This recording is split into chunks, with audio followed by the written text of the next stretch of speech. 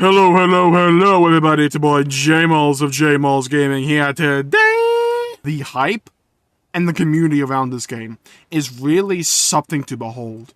If you're on TikTok or Twitter or even YouTube and just look up Elden Ring, you'll see a bunch of videos just about people being so excited to show off what they found. Hell, people found an invisible wall that breaks after 50 hits, and it basically took everyone by surprise. And everyone acted like the entire game's changed, like there'd be some kind of like hidden wall somewhere that would reveal like the Sword of 1,000 Truths or something. I'm not trying to mock it either. I think that's really cool. Even though the wall ended up just bringing you to somewhere you can already get to. The fact that people were so excited to just discover every little secret of this game, I think means something. I think it really means something. Just how excited people are about this game. And why is that? Because people like to explore, because the game rewards exploration. Not necessarily by giving you anything good. Sometimes it does. Sometimes it gives you something for a build you're not even trying to do. Or it might give you a weapon you don't care about. But it's the journey getting there, and it's sometimes you just turn a corner and you see a beautiful vista, and that's reward enough. Or you overcome a base or a castle or something, and just the act of completing that was reward enough for you. I know I felt that a couple of times. Like, recently, I cleared out a fort up in the snow giant area, and I got the other half of a medallion I needed to go to a new dungeon. So the reward for exploration, for me, was being able to go and explore somewhere else. That's intuitive. That's not a matter of, oh, here's a collectible we put 1,000 of in the open world, have fun trying to find them all. It's a matter of you're able to just go at your own pace. Do you not care about going to the Halleck tree? You don't need to go there.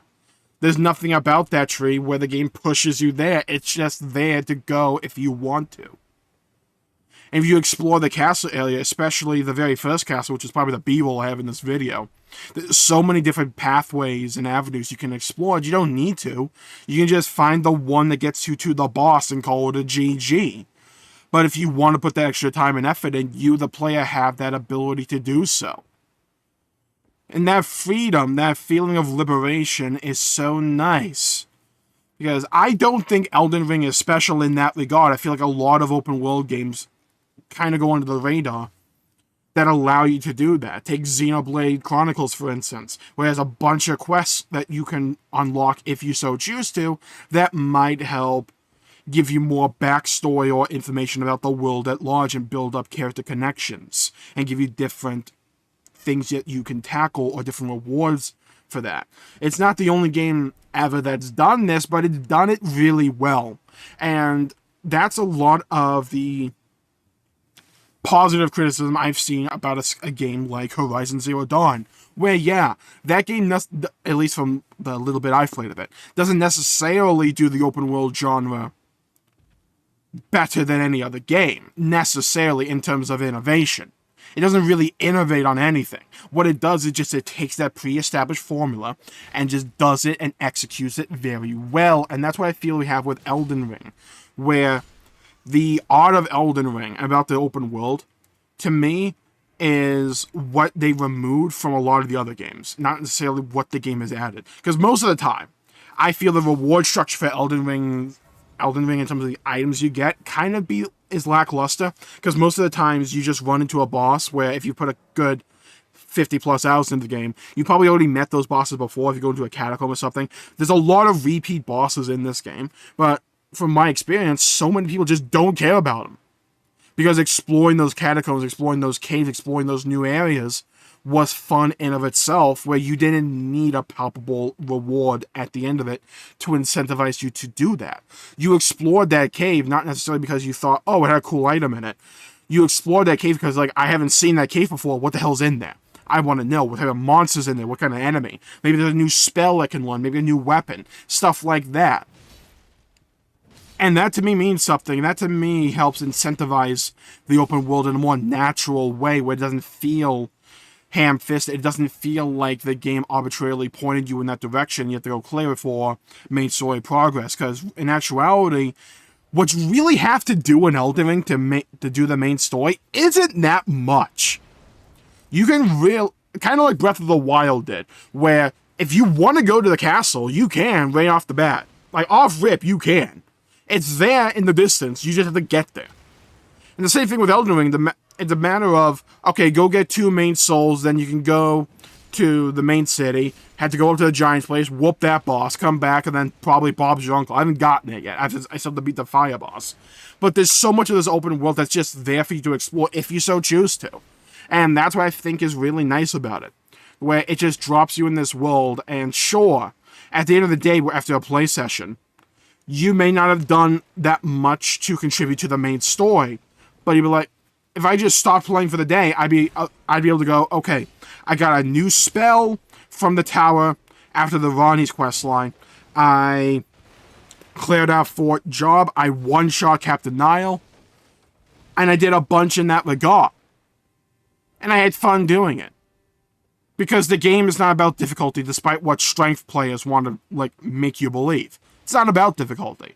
It's not about overcoming these drastic challenges like other games in the series was.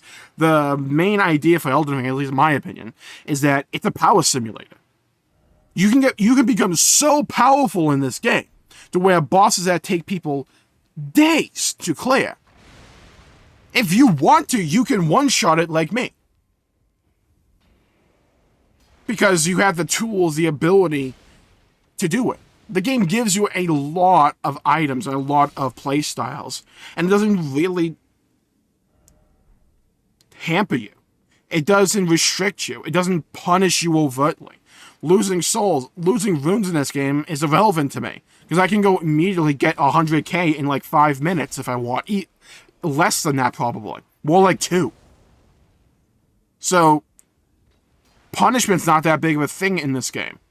Sometimes if you get killed by a right mob in the right location, it might actually bring you to a different location. And there's so many little things like that, where people discover something, or they have a new build they want to show off to the internet. I see those.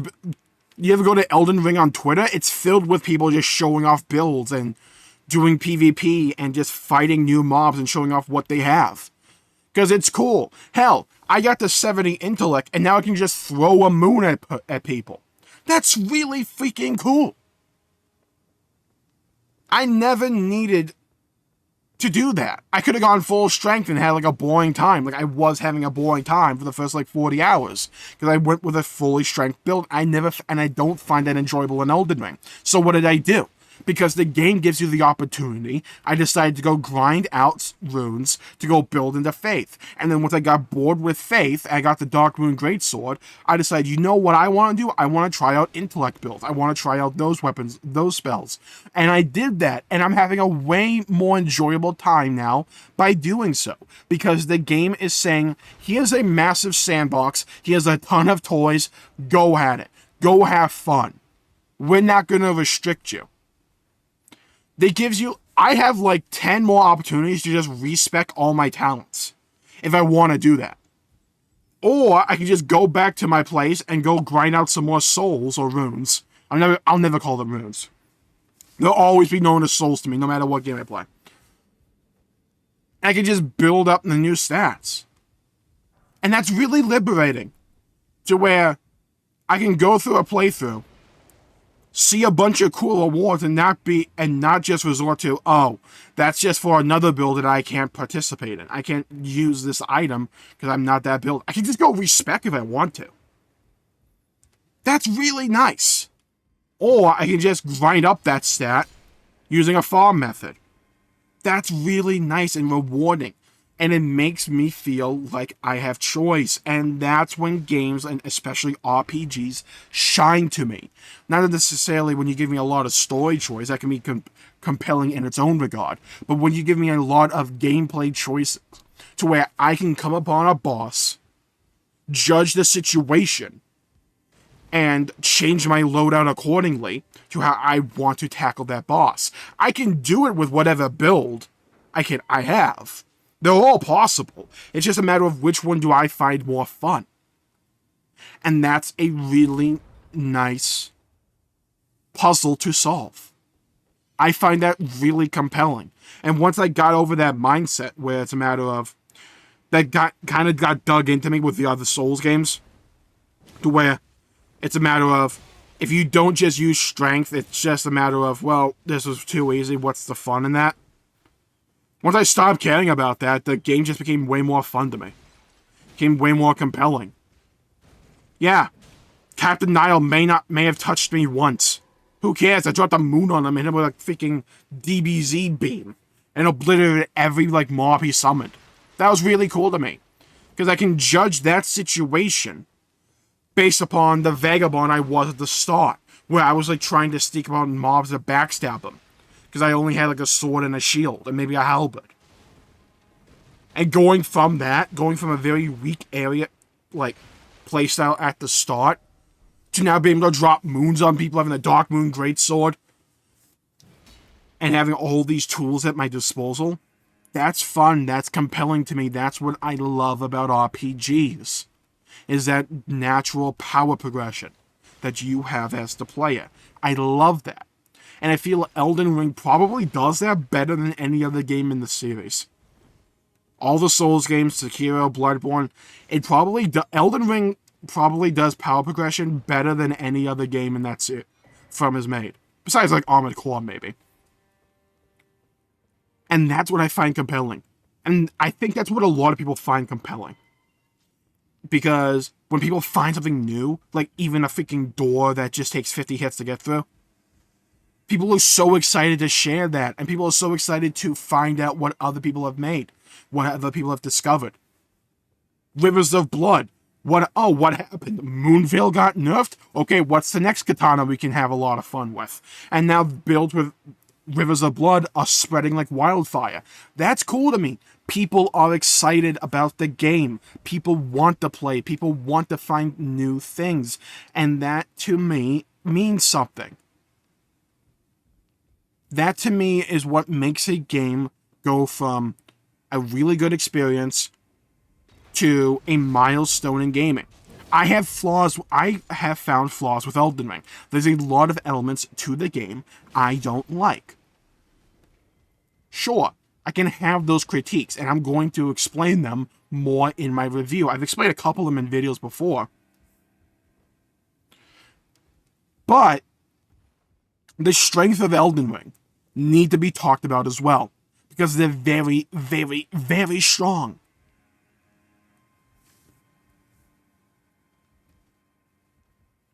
And once I realized Elden Ring's not really about overcoming challenges like the other Souls games were.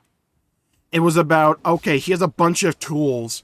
Here's a boss. You go mess them up however you want. You want to run a massive bleed build to go attack this boss? You do that. You want to go full intellect and obliterate everything within the area code? You can go do that. You want to go use a bunch of dragon spells and rain lightning bolts from the heavens? Go do that. You want to go and equip 2 giant greatswords and just pound everything like freaking meat?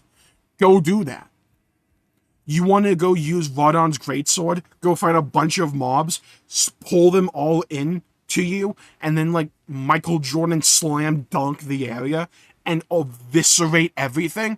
You can do that. The game has so many different things and so many different keys to the lock, and they all fit. That's the point. It's not a matter of, oh, this key's better than all the other ones. Sure, there's builds that are stronger than others, but all the keys fit the lock.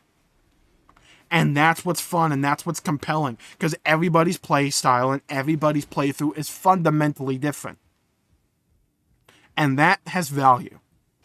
And that's how you drive a community forward, and that's how you make people care about your game. By not holding their hand, by letting them just play your game and find things fun with it. And I think that's really freaking cool. Because you don't need to complete the game. You don't need to 100% it. I won't. I'm not going to go through the entire map and find every little nook and cranny and every little secret. I'm not that kind of player. I'm not going to do that. There's people who are going to do that, and there are people that find that to be compelling. And hey, Hats off to you. If that's how you enjoy Elden Ring, you go do it. I'm gonna go explore, find things I find interesting, go to the caves, go do bosses I find fun, go find builds I find fun, and just have a fun time. Because all these playstyles are valid, and that's what makes Elden Ring so fun to me. Because if I go do another playthrough, and I do like a full dex build samurai or something, that would be a completely different gameplay experience than the one I'm currently playing. I could go a full bleed build, go get the Art of War that makes me like dash through the air, stuff like that. That'd be really cool as well. There's a lot of things you want to play. Because that's what makes Elden Ring so compelling. It's just a world, and every boss is a lock, and you have 100 keys. Use the key you want. Because they're all valid. And I think that's fun. So yeah, that's my little soapbox here for the day. Because I've made some kind of negative videos about Elden Ring, and I just want to gush about it, because I'm still playing it, so there's clearly something I'm enjoying about it. And I think I was able to put it into words here.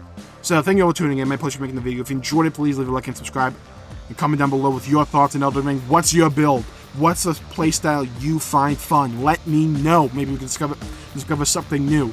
Do you like dropping moons on people like Thanos? I do. I think it's really freaking cool.